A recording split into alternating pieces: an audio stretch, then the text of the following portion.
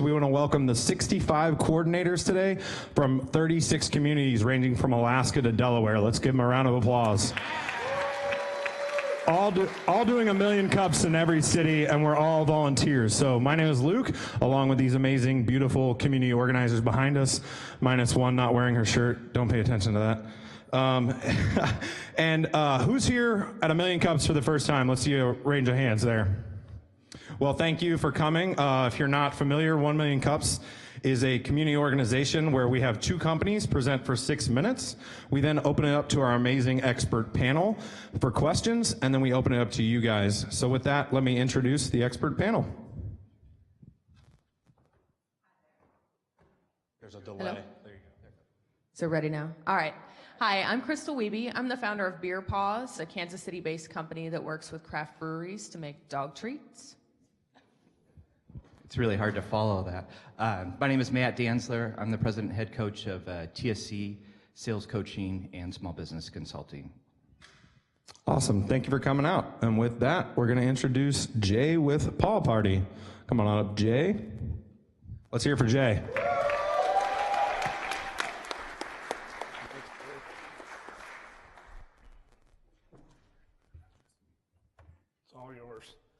Thank you. I appreciate the invitation and ability to present to Million Cups this morning. My name is Jay Waldenmeyer.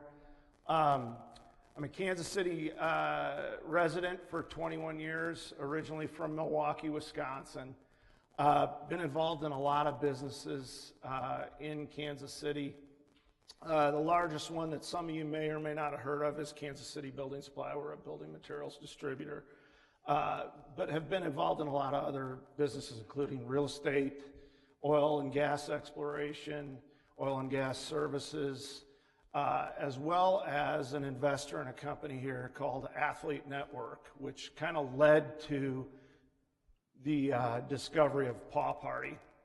Athlete Network is the largest growing network digital for athletes in the nation. And Chris Smith, who's my partner with Paw Party, is the CEO and founder of that firm. And I'm kind of break down our story into three parts. And the kind of initial message I want to give the Million Cups is what we're doing here this morning is what led to the development of Paw Party.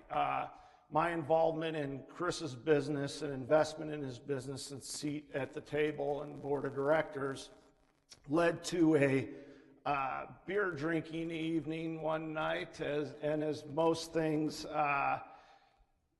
great, they start with beer. I think Crystal can probably attest to that as well, right? So with that being said, I do want to give everyone just a quick break or a quick second to make sure they catch all their Pokemon. The phenomenon. Anyway, so Chris and I were sitting around one night to get back to the story of Paw Party, and he talked to me about a business and a domain he owned called pawparty.com.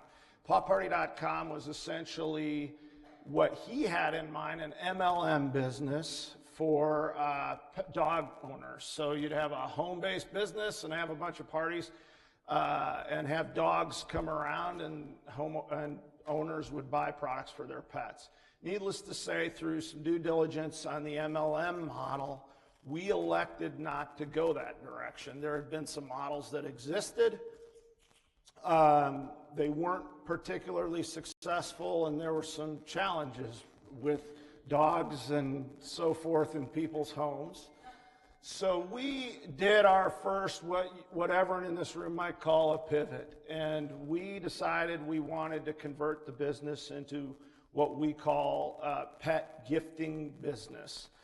Part of that was based on the success of the subscription model. Some of you may be familiar with BarkBox, one of the largest kind of subscription models out in the marketplace. And we didn't really want to be a subscription model, so we created a platform for gifting where you select your products. In other words, you don't just receive a box every month and it goes from there.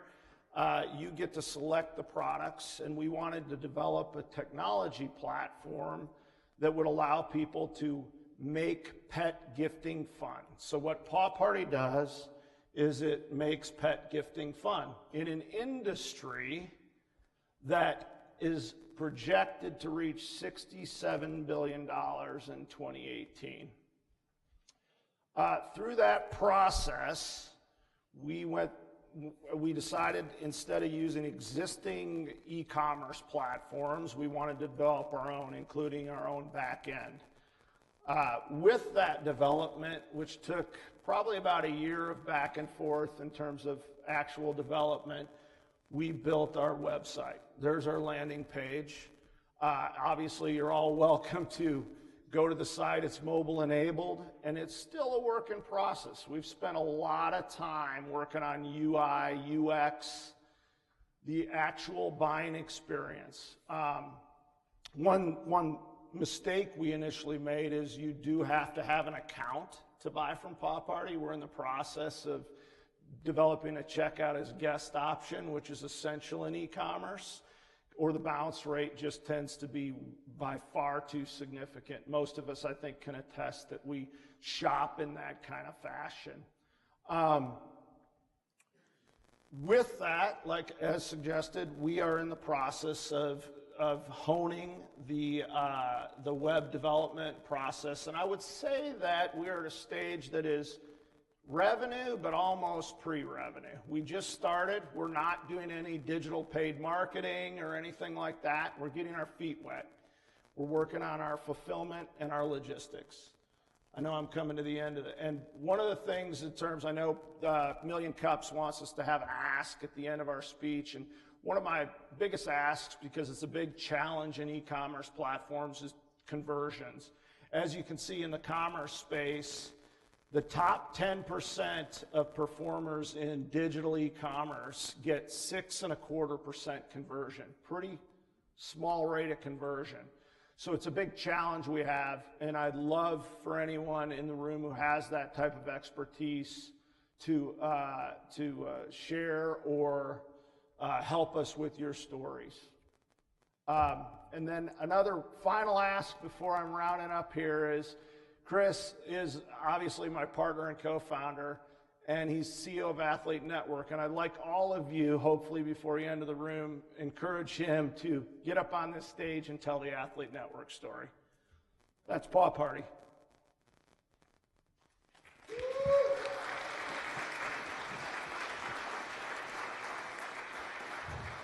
Thank you, Jay. We will open it up to our panel now. Nice job, Jay. So a couple of questions. Yes, the e-commerce thing, you absolutely need to get that where you can check out as a guest. In looking at your website last night, everything looked like it was send a gift, send a gift, send a gift. Do you think you're losing an opportunity for people that just want to buy something for their pet and are confused by that being the only option on your website? I'm going to ask maybe for a little clarification. We are a gifting site, and we're not a single item site. So right, you obviously had some confusion, so I'd like to understand where the confusion was. Well, it's a low bar with me to begin with, but when I looked at it, I'm thinking, if I have a pet, I don't want to buy something for him. I understand it's not single item. I've seen the boxes and everything. Great idea. Do I feel that this isn't really the site for me because everything says send a gift and I'm going to send a gift to someone else's pet? Those are considerations we've definitely had, and there are probably some call to action, give and take we're going to have to work with, maybe through possible A/B testing and kind of platforms. So it's definitely a work in process in terms of conversions. We also do have, aside from the gift boxes, which I neglected to show, these were the boxes we designed. So it's kind of designed to be sort of a Build-A-Bear type experience or platform. We also have the gift certificates that you can give and a wholesale platform as well. But it's a valid question, and I would say that our message today might not be our precise message 6 months from now. Well, it rarely is, right? The second quick question is, so it sounds like there's players in this market but maybe they have a different go-to-market strategy than what you guys do. So what is your differentiator between the other players that are out there? Why should someone go through you guys versus another site that it sounds like can provide a similar end product, but a different delivery, whether subscription or MLM or whatever? The difference between us is part delivery and part subscription. We don't do subscription. Our model is essentially a one-off. So it's a gift and a gift-giving experience, whereas most of what you might perceive as competitors in the space are subscription, 3, 6, or 12 month, and you don't get a choice of what goes in that box. So our price point on a one-off is anywhere between $34 and $65, essentially, depending on the size of your pet, depending on the size of the package. And again, you get, as opposed to a simple brown box and a subscription model, you get a delivery method that's presentable, that's fun, that you might want to show up at someone's door with, you might want to give to a client, you might want to give to clients of, one of our first customers was actually a dog daycare business in Kansas City who used it as client gifts last Christmas. So they bought them for their top clients. So again, the biggest differentiator is the gift part as opposed to the subscription models that are out there. I was just going to ask you, and you kind of touched on it a second ago when you said that you were thinking about, or there was a wholesale platform. So that was my question, is how you're planning to partner with retailers to get your brand out there more, and kind of how that would work with the gifting model. Right now, our objective is retail. So our objective is to get those things defined and figured out first. We offer in our FAQ section, and we kind of explain our wholesale model, so there's a way to get to that. But most wholesale purchases are going to be done sort of on a level of direct sales. So we'd communicate with a client and say, what products do you want in there? How many units do you want? And what would that pricing model be? And that will be our secondary kind of flow through, is to work with direct sales to clients that would fit that profile, wholesale customers. Okay, we're going to open it up to the audience. I think there's a question right here in front. Hi, Ross Johnston from Alaska. So who do you see as like the typical recipient, like if you were to describe them, and then what would be like the top 3 life events that would occur where someone would feel obligated to send a pet package? Recipients-wise, the biggest market spaces for pets in terms of gift giving are young females, age probably 20 to 30, and then the baby boomer generation, because a lot in those spaces, our statistics show that they treat their pets as their children in a way. So we give gifts to our children, and the associated life events are holidays, right? Christmas, Hanukkah. Another associated event is adoption day for a dog. So it will be our intention one day to deliver prepackaged boxes that sort of come as, hey, this is my new dog, I just adopted it. So a gift giver who has a friend who might have just adopted a dog has a perfect prepackaged gift. So an adoption day, a dog's birthday, a dog's holiday. So those are kind of the biggest events that might be associated with gift giving to a pet. Question back here on your right. I'm Joseph from Portland, Oregon. You talked about conversion optimization on your site a little bit. What resources do you use to validate that, to make sure that what you're doing actually works? Or did you design the site yourself or use an agency, et cetera? We, through some of our other business relationships, we actually design the site ourselves. So we have a management tool in the background, but we use all Google Analytics as well to analyze page views, bounce rates, all those types of things at this point. So that's the primary tool we're looking at in terms of watching when a consumer bounces and when a conversion takes place. Now, secondarily, as I suggested, we are not driving any traffic to our site through paid digital or any other digital at this point. Everything currently is word of mouth, social media, and organic type traffic. So until we really start driving that traffic, we're a little limited on data points. But again, our objective now is to make sure boxes get there in one piece, that fulfillment works, that accounting works, that all the other elements that are associated with driving the customer experience are happening.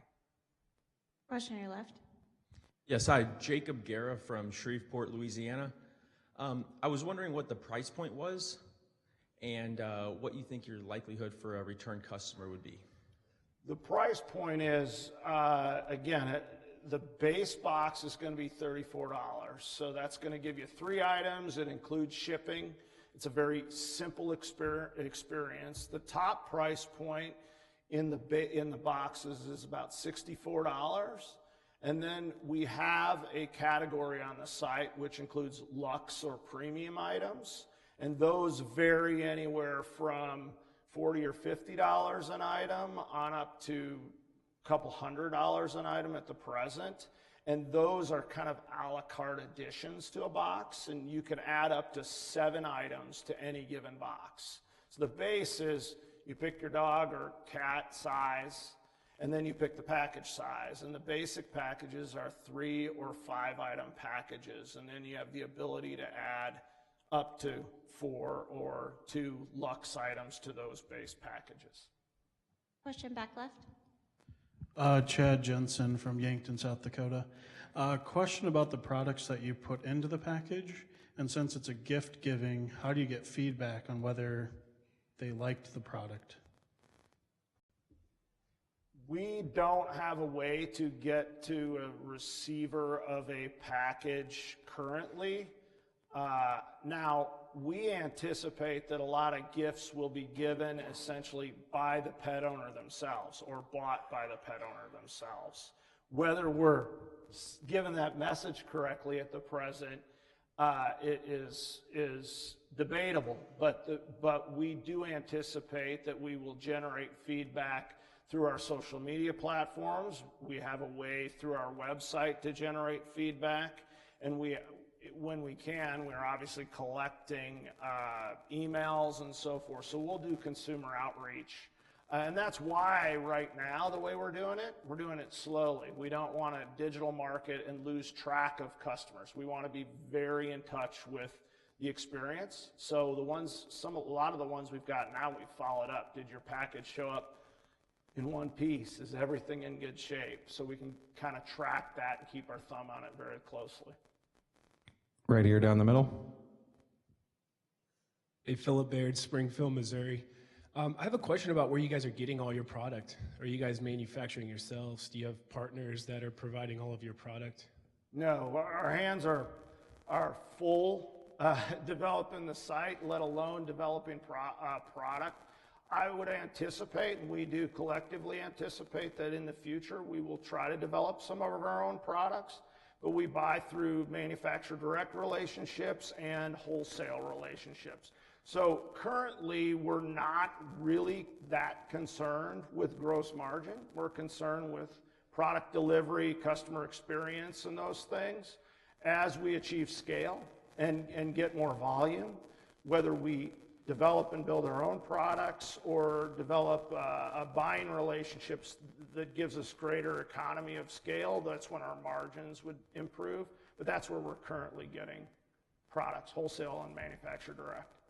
Question in the center. So your nice job, by the way, with the business concept. The mention of gifting upon adoption of a pet made me think of an idea that maybe you're doing. I haven't looked at your site, but have you thought about addressing consumer indulgence or excesses, depending on how you want to look at it, with things like gift registries, where an adopting parent could actually provide a list for people to select from? No.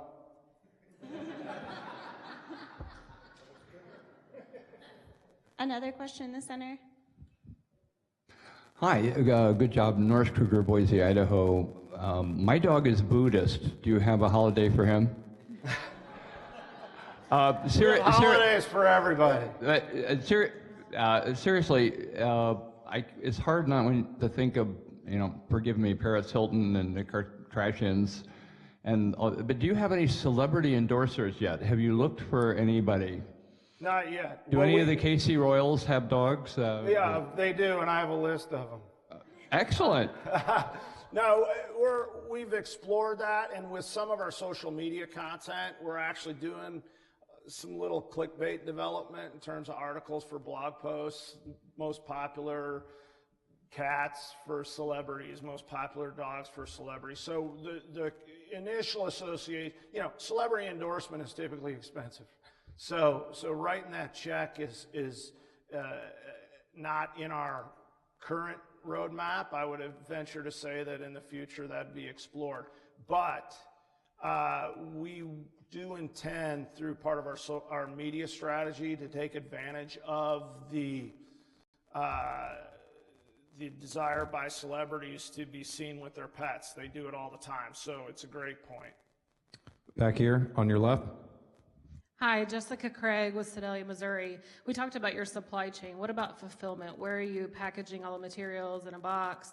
And are you sending those directly out? And if you're doing it yourself, how are you going to scale that over time as your customers grow? Right now, let me get to the scale question first. We've interviewed several fulfillment centers, so we've discussed fulfillment with the pros in the fulfillment business. I do have the luxury of owning a 115,000 square foot warehouse here in Kansas City for my materials distribution business, and I have space. So we carved out a little space, and we're doing our own fulfillment. And that was very deliberate. We wanted to understand how the items go in the box. We wanted to be in control of them going in the box. We, through our web platform, allow a message to the gift receiver to be included in the box, and we handwrite those messages. Now, is that scalable? Probably not, but we do that now. We think it's a nice personal touch, especially at the starting point of the business. So we're doing it ourselves. Question in the center.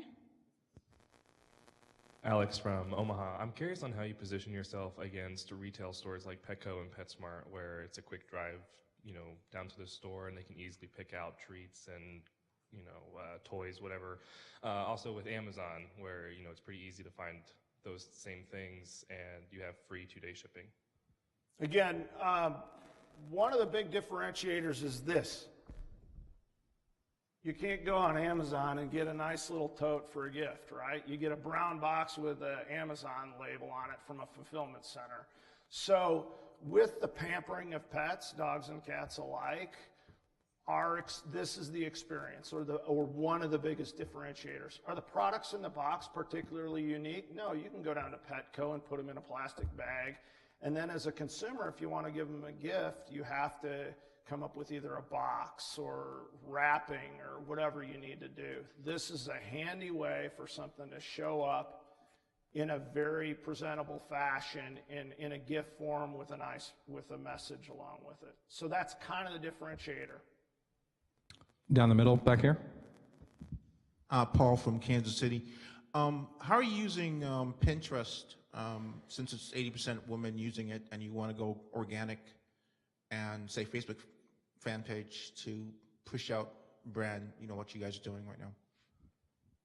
Pinterest will be used, and we do have a Pinterest presence. Our current presence is namely what we're utilizing: Instagram, Facebook, and Twitter. However, Pinterest roadmap will be part of our engagement of receivers of boxes as we get more images of people engaging with the product. We are going to utilize Pinterest as a platform to show that to consumers in the marketplace. If you'll note, the boxes are white. We designed them that way deliberately. We have a monthly contest on site for a coloring or a decorating contest. And so you can submit images of your kids or whoever decorating the boxes. And so that's all ties back into kind of that part of social media strategy push and what we'll show on Pinterest, engagement with the product. But we don't have enough of it yet in order to really utilize the platform. So adults will color the boxes too? Absolutely. Okay, just want to check. I have a question front right. Bobby Bell from St. Joseph, Missouri. One thing that I feel you're missing, I played with your website. A lot of pet owners are going to have they're going to have a cat and dogs in their home. And I have a girlfriend that just lost a cat that she loved forever, and I'd love to send her a package, but there are cats and dogs in that home of lots of various sizes. It would be nice if you could just send a generic, I don't have to pick what the dog weighs, I don't have to pick just a cat or a dog. And the sympathy is like a big thing now with when people lose pets, they actually send sympathy cards to their friends that have lost pets. So right. Just a thought. No, it's a good point. And what another thing we found is dog and cat owners are very different, or tend to be very different. And dog owners like to buy things for their, this is a very generic statement. Dog owners like to buy things for their dogs. Cat owners like to buy things that are cat associated for themselves. So, whether it's a coffee cup with a picture of their type of cat or something like that. So we're actually looking at the product mix to make sure that we're getting to the cat owners in the same way we're getting to the dog owners. And they can tend to be very, very different buyers. But that's a great point. Over here to your left. Good morning. Good morning. So I understand the white box, but I love the colors on your website and your Paw Party logo. I'd like to see those colors on the box for branding purposes, eye identification. So you can leave part of it open in white, couldn't you, for coloring? And but like the handle on the top, I'd love to see the blue and green. I am a huge fan of the Subaru Dogs Driving Cars commercial. Anybody? I love to see those dogs and their face, and they're so cute and generic. You have caricatures on your box. I'd like to see a photo of Fido and Meow or whatever they are, a picture rather than that. And your shirt doesn't have Paw Party on it, and it isn't your Paw Party colors. I'm just saying, live it, wear it, and good luck. Thank you. Question on your right, kind of to the side. Oh. You hit the nail on the head where celebrity endorsements is too expensive right now, but a lot of people are underestimating the power of YouTubers. One of the most famous YouTubers right now is Jenna Marbles with 16 million subscribers. She has 3 dogs that's featured in almost every single one of her videos. Another issue with these YouTubers is they're running out of content. And they are getting drunk and making clay projects, and they're getting 6 million views still. Send them your boxes. Identify 50 YouTubers that have animals that feature it on their channel. In total, they're probably going to be reaching 1 billion people. You're going to get one of them that's going to get drunk and color your box there, and then every single one of their subscribers is going to love your product. And even better, one of them will be like, hey guys, go to Paw Party and send me a package. And she's going to say that on her channel, or he's going to say that on her channel, and you're getting exposure to 5 million people for the price of sending out 50 boxes. So just an idea with influence marketing. Perfect. Right here. One of the life events I thought you said that was interesting was Adoption Day. Have you thought about partnering with adoption centers and saying that you can send this to yourself in a year, and then having like a date where it's sent, so that way you collect a whole lot of money up front, and then your fulfillment isn't until like a year later? Yes, part of our function also is a charitable contribution piece, and we've worked with the ASPCA locally here. And so those discussions are going on in terms of how to develop that as a future follow-up, correct? Even the day of, walk away with a box that's including certain items that a new pet owner or a new adopter might need. But that's a good idea in terms of follow-up.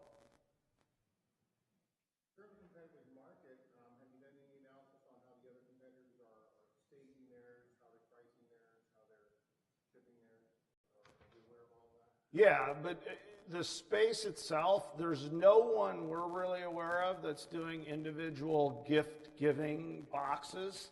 We are aware, obviously, of multiple competitors in the subscription space. I mean, they're coming from every end of the spectrum. And we've done all the pricing comparisons of their platforms and their monthly models, absolutely. Fantastic. Thank you, Jay. What a great Thank job you. you did. And real quick, before you turn that off, just to reiterate what you're looking for from the community as our final question. Oh, two things. I'm looking for one, somebody or somebodies who can help us with a digital conversion strategy, and if they have any insight related to that conversion strategy. I like the influencer marketing suggestion this morning, but we're open to all comers with respect to that.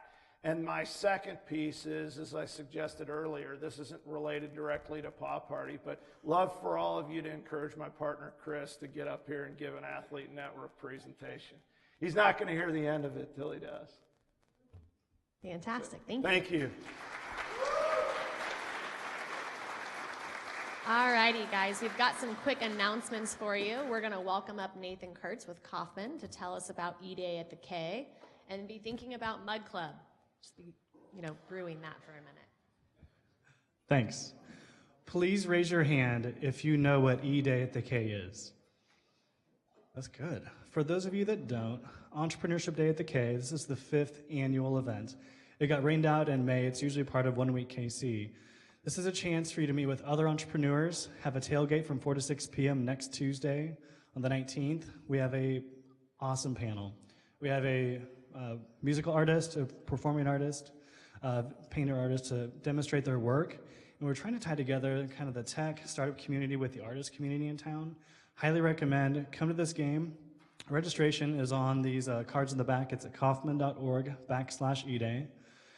Register to come to the tailgate 4 to 6, buy a ticket from the Royals, come hang out for the night. It's also the Indians we're playing. They're 7 games ahead of us right now. If you guys saw the All-Star game last night, the Royals pretty much pulled it out. So come support the Royals, hang out with entrepreneurs. See you next Tuesday. And we have another announcement. Kate, if you want to come up and share with us about the Cities Innovation Partnership Program. Thank you. Good morning, everyone. I'm Kate Garman. I'm the Innovation Analyst in the Office of Innovation for the city. Thank you for having me. I'm excited to wear jeans and a t-shirt with a cat. I feel very in the zone. We are very excited to announce our Innovation Partnership Program is kicking off today. And what it is, it's an invitation for startups to work with the city for 12 weeks. You get a deputy director of a department that is most relative to your program, and you can test it and implement it in the city. And after 12 weeks, we put together a forum with the mayor and city manager and invite the public in a pitch-like forum to discuss your experience with the city. And what it does is it opens the eyes in the city to see what new services are out in the tech world and the community, and it allows the startup to get a use case under their belt, present their success working and implementing their product with the city of Kansas City, Missouri. So applications are starting today at www.ippkc.org, and it is open until August 15th, and then we will select which partners we will work with. So I'm excited to have that open. If you have any questions, let me know. Thank you. Thank you, Kate. Okay, Mud Club. Well, actually, let's get to announcements first since we're on that road. Okay, Brew 30. That's going to be Thursday, July 14th. Tomorrow, it's going to be at Strong Distilling, and that's a quarterly happy hour event that's put on that highlights some local businesses, and it looks like we're going to have a lot of 1 Million Cups alumni there, so definitely go and check that out. High Chin KC, which is going to be a new event. That'll be this Saturday, July 16th. Definitely go and check it out. You can read more about the details of that event on these handouts. If you don't have one, they're typically back there by the coffee and the tea. And then Nathan highlighted E-Day at the K. Hope to see you guys all there. I'll be there. Kyle will be there. Luke, Courtney, Sister Arms will be there. So Mud Club. If you have been to 1 Million Cups 10 or more times, please stand up. Good work, team. And if you have not received a cup or mug, please stay standing. Okay, very good. I'm going to pick on my good friend Jim Borelli here because we met each other way back through the Leukemia Lymphoma Society. So, Jim, if you could please share with us why you come to 1 Million Cups. I come to 1 Million Cups because I'm a media lawyer and I've looked at a lot of shows, reality shows and other things, and I think this is the best show there is. That was like the best explanation ever. Awesome. Okay, we're going to get started with our second presenter. We're going to switch this over really quick.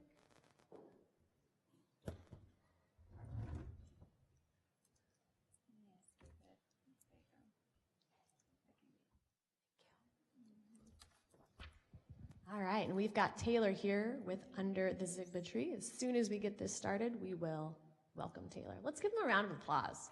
Let's get this started.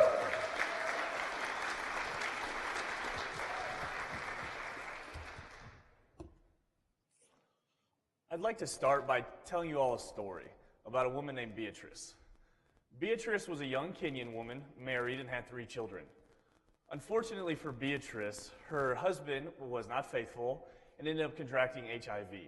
Now, Beatrice knew that her husband had cheated on her and that she had contracted HIV, but Beatrice did not have the means to leave her husband and take care of her children. She was reliant on him. Beatrice ended up contracting HIV herself, and at the end of her life, they both passed away, leaving both children, or all 3 children behind. Obviously, this is a terrible story, but the problem of being reliant on someone is a problem that too many women around the world know. So my name is Taylor, and I'm going to be talking to you today about Under the Zigba Tree, a company that I think is empowering women and alleviating the need to be reliant on someone else. So Under the Zigba Tree was established in 2013 by my incredible mother, right up there, Melanie. She went on a mission trip to Spain and worked with survivors of human trafficking, girls that had been sold into prostitution and had escaped. Feeling so inspired by this, when she got home, she bought a bunch of fair trade items and started selling them. And when she sold them, she would send the money that she made back to AHT, the organization in Spain. All of a sudden, people were coming up to her and saying, "Hey, when are you going to get some more jewelry? When are you going to get more necklaces? I love this cause, and I want all my friends to buy some." So kind of a light bulb went off in her head, and she said, "You know what? I have an idea here. There's a business to be made." And that's how Under the Zigba Tree was founded. So in 2015, I joined Under the Zigba Tree to kind of get us online and to expand our digital marketing and social media and to handle some of the business aspect. So you might be asking yourself, okay, what is Under the Zigba Tree? What is fair trade? Because I don't really understand it. And that's okay. Fair trade basically means that the products are going to help a cause, that they're mostly handmade, that they're getting fair wages, that there's no child labor, and that the working conditions are fair. So these women are making these products and selling them to kind of give themselves a sustainable income. And we at Under the Zigba Tree kind of work as a retailer. We buy these products from these different organizations in about 11 different countries and then turn around and sell them. So what are some of the products we sell? Well, we sell leather bags like these that are recycled leather and handmade by a group of women in India. Not only does it create income, it also helps a feeding center for the children in the community. We sell necklaces like these that are both handmade from Kenya. This is rolled up paper beads, and this is old camel bone that they've sanded down and turned into necklaces. We sell scarves like these that help support orphans, feed and clothe them in Ethiopia. And again, hand-woven scarves. And this is just a few examples of the many different products we sell. We also do something called the Operation Redemption Box, which, kind of speaking of box clubs, is kind of our own unique take on it. What we do is we choose a product and we send it to you every month because we believe people like to receive gifts in the mail. And not only do they like to receive gifts in the mail, it's a great way to continually be supporting these different women month after month. And it also makes a great gift if you ever decide, you know, don't send it to me this month, I want you to send it to my sister. We're happy to send it wherever you want. So where do we sell? Well, we sell inside of Covenant Medical Spa, which is just north of here in St. Joseph, Missouri. My parents own Covenant Medical Spa, so it kind of works out nicely. We've taken the front of the store and kind of converted it into a storefront for us, which is perfect because as people come in, to get different services. They can see our products, and we can tell them about our mission. We sell inside of the Albright Kemper Museum of Art, which again is in St. Joseph, Missouri, and just really brings high visibility in the community because there's always people coming through there. We sell online, which is exactly where we want to grow our business, because if you think about St. Joe and the surrounding communities, you're probably going to hit around 100,000 possible people. But online, obviously, as you all know, it's exponentially more. And we do a lot of events and shows. People are really inspired by the story of Under the Zigba Tree and a retired school teacher who decided she saw a cause and wanted to make a difference. And so we get invited to speak at a lot of different things. And when we speak at these things across the country, we always sell our products. And again, it's just a great way to get our name out there and our products that wouldn't necessarily be in those places. So I want to say thank you so much for taking the time to listen to me talk about Under the Zigba Tree. I want to encourage you going forward that you all look at different products that are going to help support a cause. And as you look at Under the Zigba Tree, think about what you can do to make a difference. Because these women are not hopeless, they're not voiceless, but with your help, you can be the platform to lift them up so that they can say, I have a voice and I have the means to change my circumstances. Thank you very much.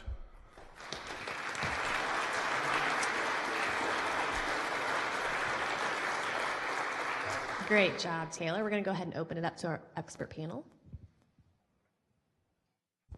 So how much goes back to the women? I guess I'm a little bit confused about that Yeah, part no of it. problem. I'm happy to get into the model. I was just worried about the 6 minutes. Feel you. So it works basically as a retail situation. So we buy from them wholesale. So we outright buy the products, and then we again own the products and then turn around and sell. So whatever they're selling it at wholesale, that's how much money they get. Okay, so you're not giving any back on the back end of it then? Well, so we are still giving money on the back end to the original AHT in Spain. That's just a donation we give to AHT every month. But then as far as the women, we believe the best model for sustainability is for us to buy from them, correctly, and not just be giving them. So. Gotcha. Okay, nice job, Taylor. The story is great, but I guess my first question is it that unique? We're hearing fair trade all the time. I thought as I walked into a coffee shop the other day, it said fair trade, and I thought to myself, I'm not really sure what that means. Yeah. Is there organizations that actually agree with each other on practices? Is there organizations that actually will certify? And it looks like there are. It looks like practices kind of fall under that FINE network. And it looks like there's 3 or 4 certification places. I guess the question is, do you have a certification? And if you don't, do you vet the people you're buying from that they are following practices, et cetera? Yeah, absolutely. So we don't have a certification ourselves, but getting the fair trade logo, as you maybe have seen on different products, is extremely rigorous. They do a lot of background checks, and it's not something that you can just get. So we make sure that the products we're buying are either one of two things. Either have that fair trade logo, and so we can know for sure they've gotten this stamp of approval, so we know it's fair, or we know the organization. We either know the people running it, we've been there, we've been inside that community, and that way we can really trust that they're doing what they say they're doing. Okay, so the fair trade logo, who's giving that? It's a certification board that's I believe it's just the Fair Trade Organization. It's a little, if you ever see, it's like a blue and yellow half circle. Okay. And it's, I'm guessing it's a committee, a global committee that does it. Okay, so do you know in vetting those people, and it sounds like some people have that, some people don't have fair trade. Do you just kind of...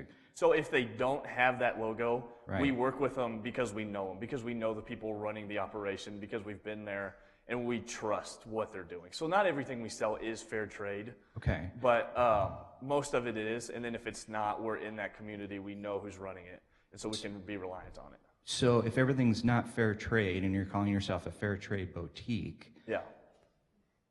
does that present an issue? Possibly, I guess. It's nothing that we've ever run into as an issue, because I look at it almost as fair trade as the concept that yes, they're getting fair wages for the work. There's not child labor. They're not working in terrible conditions. So I guess we do it more as a concept, where some of the products are fair trade, and if they're not, we know that the concept is being, implemented where they're working. Okay. Yeah. I'm just thinking, if someone's going in with the idea of, I'm buying from this company because it's fair trade, and some of the things aren't fair trade, I guess as a consumer, I would maybe be a little upset about that. But I guess second thing real quick is looking at your website, it looks like you sell at 3 different physical locations, or that's what the blurb says here. Yeah. I only noticed one on the website, the spa. Did I miss the other locations, the physical locations? Or So the Albright Kemper Museum is the only other physical location we sell in. okay, is that on the website? It should be, and if it's not, I just redid the whole website, so I'm like in the process of No, it. I So got if it's it. not on there, it'll be on there. But then we sell online, and then the other place we tend to sell are shows that we get invited to. Okay. So what do you think the projections are? I'm sure you have projections of how fast you can grow this. Online's probably going to be your fastest way to do that. Yeah. What are kind of some thoughts you have around that? So online is definitely where we want to grow it. We're growing very fast in the St. Joseph community, and it is. You were going back to the uniqueness factor. It actually is. We're pretty unique in Northwest Missouri. There's not a lot of other businesses doing what we're doing. When you get online, it's obviously a little bit more crowded, but it's still not something that's totally over, inflated. But so we're growing very quickly in St. Joseph. But again, we're growing slow. We're growing slower online, and that's where I'm here today. I want the help to grow it online because we're having troubles getting it out there. Sure, understandable. Okay, thanks. Thank you. Thank you. We're going to go ahead and open this up to the audience, and we're going to start right over here, Taylor. I'm Alice Norris from Norris Pillow Design, and I was curious about here in the U.S. If you have any connections with people working through Etsy, things of that nature, people here who could get into that kind of system. I guess maybe I didn't necessarily understand the question. We are working with groups here in the United States, and I failed to mention that. There's a group in Nashville that works with girls who've survived and escaped out of human trafficking, which is a very big epidemic in the United States and kind of overlooked. And they create soaps and perfumes and different fragrances, and we are working with them. They're out of Nashville. So we are in the United States and another one in California as well. Question over here to your left. My name's H. I'm from San Diego, and I just want to make a comment that you should really be mindful when you're talking about sort of social entrepreneurship to make that 100% authentic. I'm not saying that you're not being authentic, but the gentleman's comment about fair trade, I would really encourage you to make sure you're mindful of that, because people have a lot of skepticism. They want to know where the money's going. They want to know how it's being utilized, the profits, all that. And so just be mindful of that and be super authentic and transparent in how you present the business, because you don't want to get the reputation of saying you're something and not being that, especially sort of in business moving forward. Back in the day, you could get away with that, but your consumer's going to be a lot smarter. They have the internet at their fingertips. They can do some research and say, hey, this isn't good, and then they start posting about it. So just be super authentic and mindful of that sensitivity that's out there in business today. That's all I'd say. Thank you. And we've got another question for you here in the front center. Tracy Thomas from Shawnee. It might be possible that I own more jewelry than everybody in this room combined. I want to see your mother. I want her to stand up. Is she here? Yeah, right there. Stand up. Yeah. So I shopped the site last night. The designs are great. I really congratulate you on that. That is just sensational. On your website, you need to have more, if you're going to do online, you got to have the dimensions. How long is the necklace? That kind of thing. Right. That leather bag, it said that it was not leather. So you're saying now it's recycled leather. That makes a huge difference on whether it is leather or not. When you get to the cart, there's no button that says keep shopping. And so it takes a long time to get back to the pages, make the arrows a little bigger to keep shopping, because that's what I do. Right, yeah. As Reverend Chris Foster will tell you, every Unity Church in America has a gift shop, and many of them sell fair trade items. And so maybe you can get into that network. Call Unity of Overland Park. They're a big store, and they will know how to network with that group. I was just very impressed. I would love more descriptions of the items, more pictures on site of I like those stories of who you're helping. But congratulations, very nice. Thank you very much. Your feedback was excellent. Thank you. Over here to your left. Okay, so I just wanted to piggyback on what he said, but I wanted to turn it into what you're looking for. Because certification is also something that's advertised. So if somebody wants to support fair trade organizations, they go to the certification boards and they look for the websites that are certified. So that's one way to get your word out there, is to get the certification. Also, I'm worried about your attachment to syllables. Under the Zigba tree is a very long, hard thing to say, as is the Operation Redemption Box. I'm just wondering if Redemption Box isn't potentially a better, more catchy thing, or like Zigba tree or Zigba, potentially something that's easier to say, especially as you grow larger. I Yeah. understand the concept. I think under the Zigba tree should be in your branding and your message, but like maybe your logo is just Zigba or Zigba tree. That's We've talked about that definitely. Thank you. We've got another question for you here in the center. Actually, I don't have a question, I have a comment. My name is Melissa Chips and I'm from Florida. Kudos to you. You put yourself out there, you saw a need and you filled it. In business, you're always gonna be evolving. I wanna say, I think you're doing a great job. Thank you. I appreciate it. Delay. I have a question. I'm Matt from Lincoln, Nebraska. I had a comment and question. There's a difference between fair trade and fair trade certification. There are other fair trade certification companies other than like the actual fair trade one. But my question is, have you guys looked at partnering with 10,000 Villages, or what's your competitive advantage with them? So 10,000 Villages is what we strive to be one day. I mean, they don't have a need for us to really partner with them. But again, they're hitting a market that's more south, and we're kind of becoming the 10,000 Villages, obviously on a smaller scale, of Northwest Missouri, where there's nothing like us that's going on up there. Question for you in the back right. Hey, my name's Danny from Iowa, and I was just wondering, with the picture you have up there, do your products come with the story attached of the person who's made the product, and kind of the background story, where they're from, history of who made the product? And Some do, some don't. The most that it really comes with is maybe like a signature, and then there's usually a story about the whole group of women.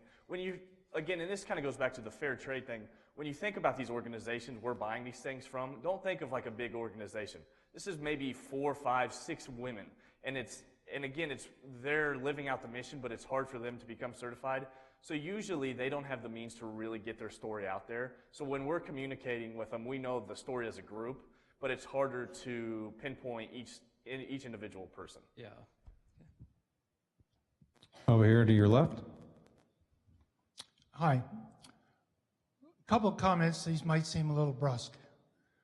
Someone should have been able to give a positive answer to the question from San Diego.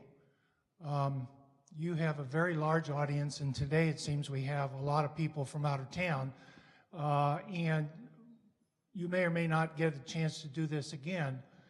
One of the things that I have observed coming to 1 Million Cups over the last 3.5 or 4 years is that it's much better if there are 2 people up there and that they have a diversity in the ability to answer questions and field questions. Not everybody can field all the questions, but I'm offering this comment really more to the group, putting you on the spot because you're standing in the spotlight. But building connections and understanding the international aspects of what we're all about and how to make sure that we take incoming suggestions in a way that gives us a chance to say something about our response, I think is very important. So I'll just offer that to the group at large. Okay, we've got another question for you in the way back, Taylor.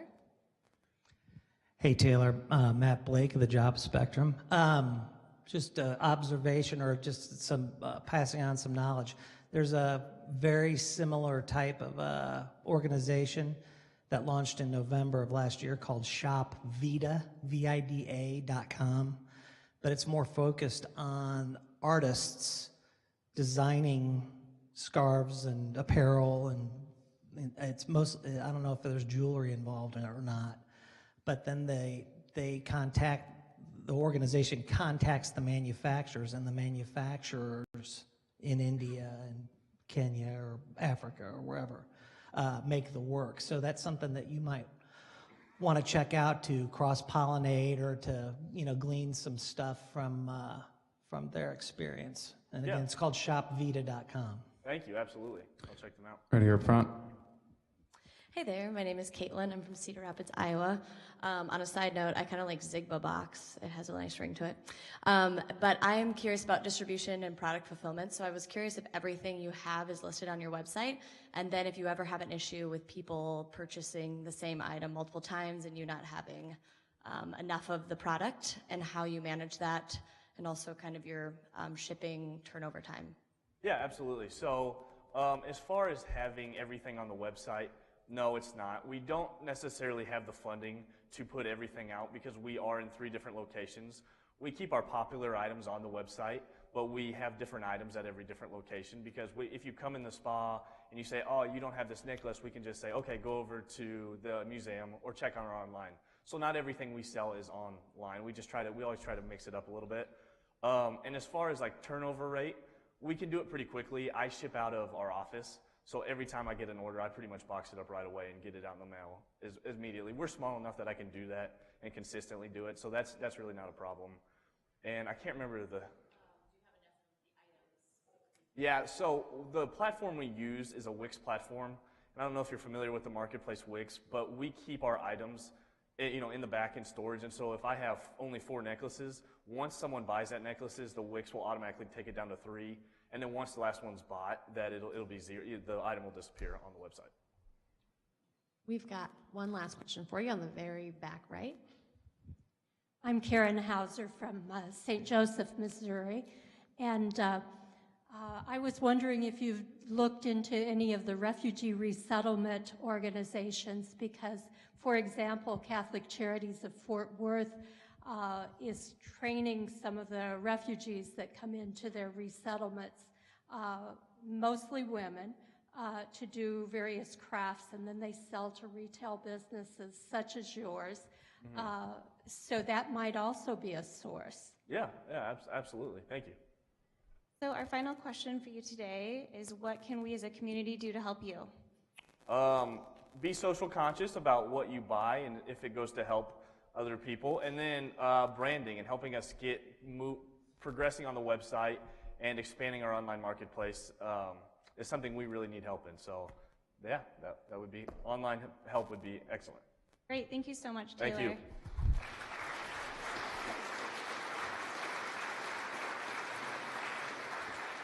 Both of our presenters today will be over here on your left if you have any additional questions or comments for them.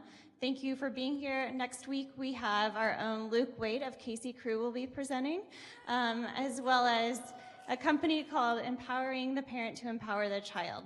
And it is also Intern Takeover Day. So the interns from Kauffman will be taking over 1 Million Cups. So should be interesting.